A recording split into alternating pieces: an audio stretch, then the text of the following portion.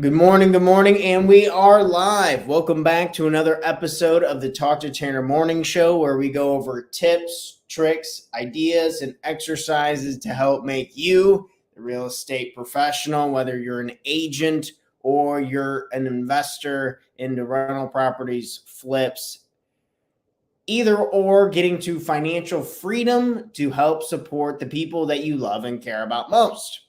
And on this morning's show, I apologize for being a minute or two late. It was one of those mornings where I was moving pretty slow. Had a really fun, adventurous day yesterday. Learned a lot. Tennis seminar. Got to go walk at a beautiful park. Got to go out to eat with some family. Hang out with my girlfriend. We had gotten one of these little fireplaces. Either way, it was a really fun, eventful day. Beautiful outside, as anyone who lives in kind of more of the Midwest got to see this week. But one of the things I wanted to hop on here for this morning show today is I took some notes from a seminar, a real estate seminar that I had attended, and I just wanted to go over a few of the things that were common knowledge, not so common knowledge. The more the point of the seminar was to meet people, was to my goal is to acquire real estate agents, investors, real estate professionals to become their coach. Like, if you need a coach to coach you up, to help grow your business, both personally and professionally, I'm your man. And just being present for these types of events usually leads to clients or makes more sense to help start building relationships. Additionally, we should always be learning. Abe Lincoln has the famous quote. Everyone know this quote from Abe Lincoln. He's only got 6 hours to sharpen his axe. So he spends the first 4 hours. Man, I am a little tripped up this morning.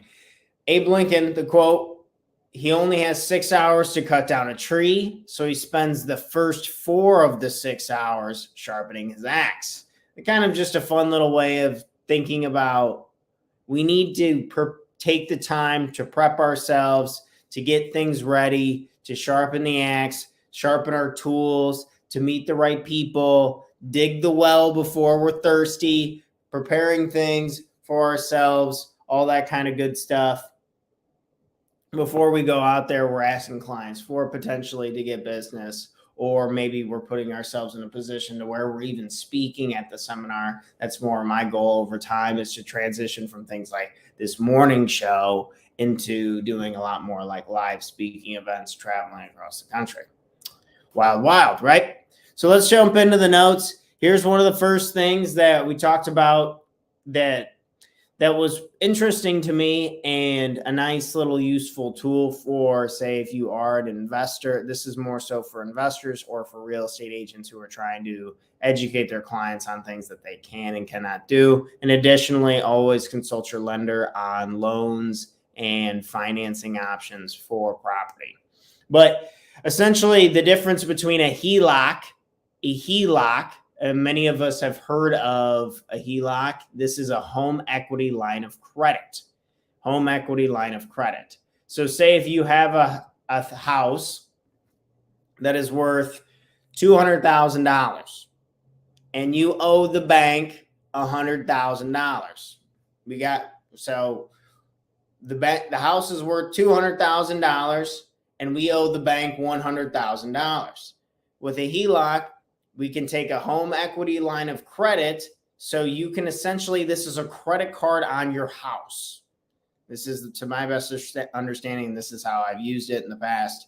And you essentially, for a lower interest rate than any type of credit card that you're ever going to get, you can borrow for short-term loans the equity on your house. So you owe the bank $100,000, so that's already spoken for. You can't take that. So you only get $100,000 available. So for up to $100,000, you can take a loan on your house. And these interest rates are usually a lot better than credit cards. I know a lot of people get in binds, whether it's emergencies for property. That would be about really So you can do it for either. I've seen people do this really successful, this type of loan, this type of financial strategy. I've seen them do it really well with just fixing stuff in a bind, such as like a furnace, roofs, windows, gutters, like stuff for the exterior of the property structurally that might really need to get done. Or say if you're in a bind and you have to get a bad tenant out, an eviction, either or, and you don't have the cash up front for that, but you need to put somebody else in the property to raise the rents and get money back for it. A HELOC could be for you. Just think of home equity line of credit. It's essentially a credit card on your house, but with a much more forgiving interest rate. And it can be a really quick way because you only pay the interest on the amount that you borrow versus a cash out refinance. This is a completely new loan on your property. So say if we have a cash out refinance, we talked about our house being worth $200,000. We owe the bank $100,000 with the cash out refinance. We get a completely new loan. Say if we get a completely new loan for $150,000. So we got a new loan for $150,000. That $150,000 on that new loan on the cash out refinance pays off the previous loan of $100,000. So now you owe to the bank one loan. This is one new loan, and people do this to send in an interest rate for the long term. So now you have one new loan on the house, but now you have $50,000 that they give you in cash. So they cut you a check for $50,000. And this is another way that people in real estate, they avoid paying taxes because a cash out refinance is a non-taxable event. Talk to your CPA more about this. Always have a good CPA in your corner. They're geniuses when it comes into the real estate world. Lots of things going in our favor to our benefit.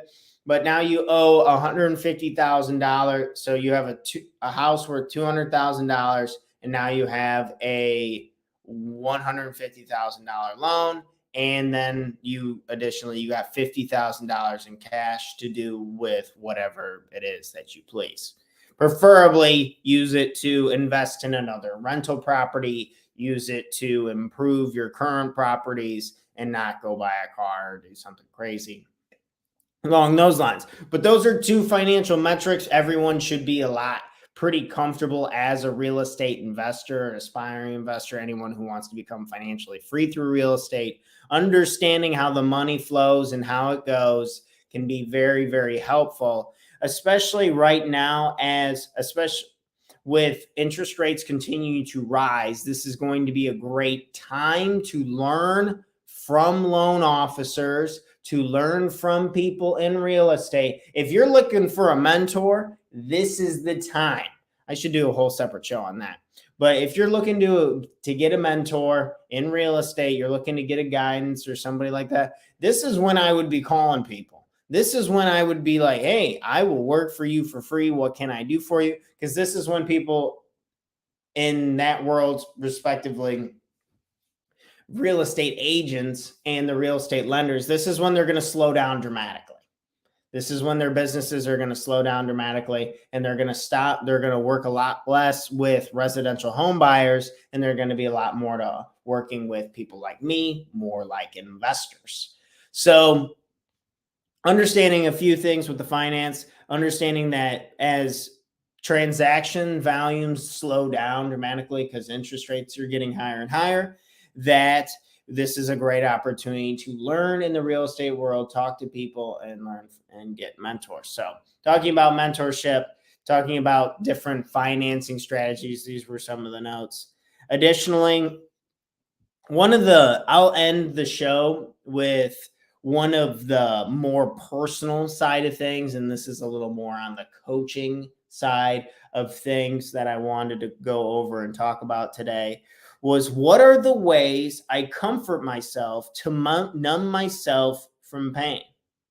What are the ways I comfort myself to numb myself from doing what it is I know I should be doing? This is a very interesting one.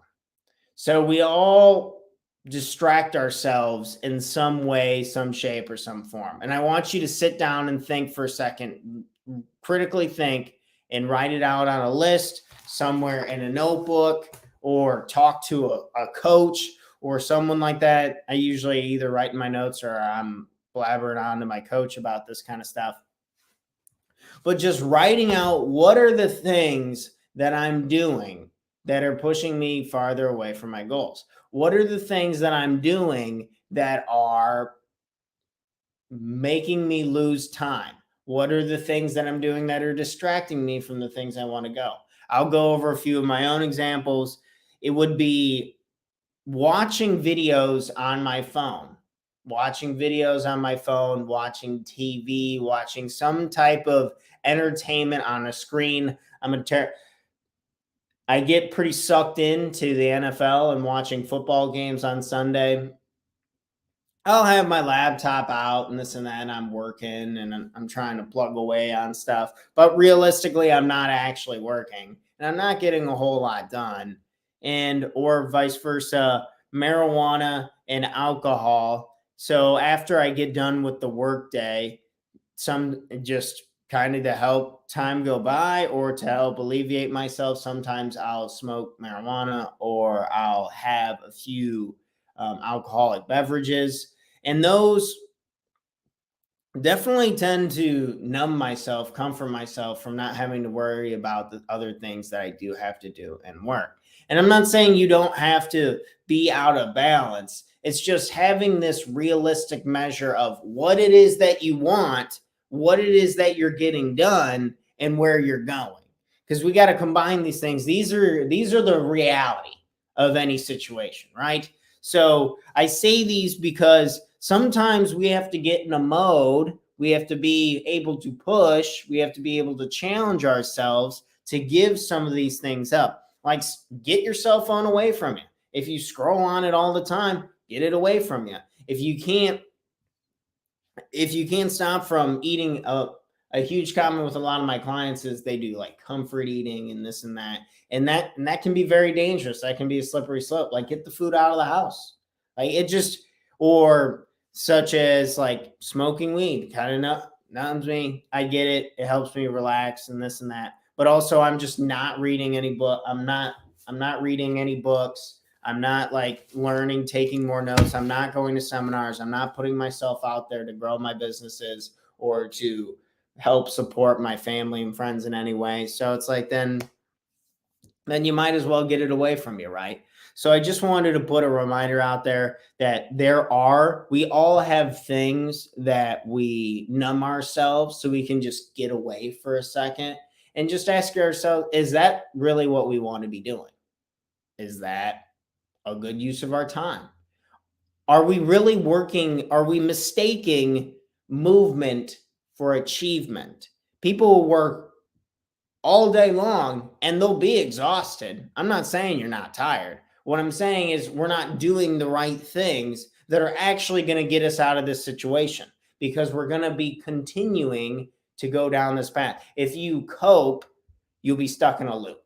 So if we are tired and exhausted and we're not making ground towards our goals, whether this is financially, this is through health, personal development, if we're not achieving these goals, if we're not getting closer, if you can't tell me when you meet up with me one-on-one each week, when I'm meeting up with my coaching clients, I'm like, okay, what did we learn this week? What did we get done?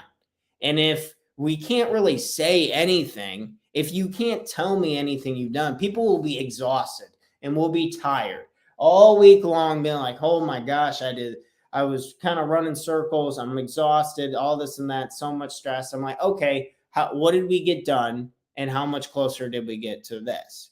And I'm like, well, this came up. And well, that came up. Well, yeah, this is going on right now. So, and it just always an excuse every single time. And it's usually the excuse is just something that's within us, and we're losing hours and hours every day because we're exhausted from the other things that we know we have to do So, and we're so exhausted that we're not willing to work on the things that actually are going to get us closer to what it is that we want to achieve and do. So ask yourself, what is it that you're numbing yourself with? What can you get rid of in your life and what can you replace it with to get closer to your goals? If you need a coach to help support you, to hold you more accountable on this, if you need a coach to help support you, to motivate you to go out, to go to seminars, to be able to put yourself out there, you got to meet people. You got to invest in your education. You got to sharpen the axe. You got to be able to be ready for when opportunities arise. We got to be reaching out to these real estate agents, to these investors. We got to learn from these people. We got to grow from them, and we got to be able to try and recruit them as clients as well. So there's a lot to go on, and I'm very excited that we get to do this on a daily basis and work really, really hard on this. However, it's okay to pause, to reflect, and really think about what are the things that I'm doing that are getting in my way, that I'm coping, that I'm numbing myself a little bit. Other examples aside from eating would be, so instead of exercise, you play video games or you watch movies, or instead of going to a networking meeting, maybe you sit at home and you watch, like adult pornography on your phone too much. And now you don't have any drive to go out there and go find a relationship or something like that. That's very real, by the way. So be very careful of that stuff. It can be very distracting. There's so much on there in today's world. The challenge isn't finding any information. All the information is free. All the money that people actually make is in driving results. People want results today. We got to keep that in mind. So continue to educate yourself in your space. Mine's more of the real estate space. Continue to educate yourself on your personal things. What are the things that are getting in your way? If you need help, or if you found this content helpful, please share this with somebody. Leave a comment, like it. It means the world to me. We're trying to grow and give more information and share wisdom with people as much as we can for free. And if you know someone who needs a coach, needs a life coach in their corner, please send me a direct message. I would love to help them reach their number one goal, support them, help them grow both personally and professionally today. Thanks, guys, so much. This is a quick little Thursday. I got to hop off. Got a meeting here shortly at 7:30, so we got to go. But I will be back here live again, 7 a.m. Central Standard Time, Friday morning, with a little fun Friday action before we head off to the weekend. So thanks, guys. Everyone have a fantastic, fantastic day. And look out for the rollout. I'm going to start chopping these up, getting the highlights of these videos and kind of putting them periodically throughout the day to help enhance my marketing tactics. But hopefully you guys don't get sick of me. I never get sick of you guys and always putting stuff out there. It's really fun. So excited. Cheers to growth. Cheers to coaching. Thanks, guys. Have a great day. Continue to push yourselves. I'll see you again tomorrow morning, 7 a.m. Central Standard Time, live. Rolling out. I'm out. Till next time. Thanks so much. We're done.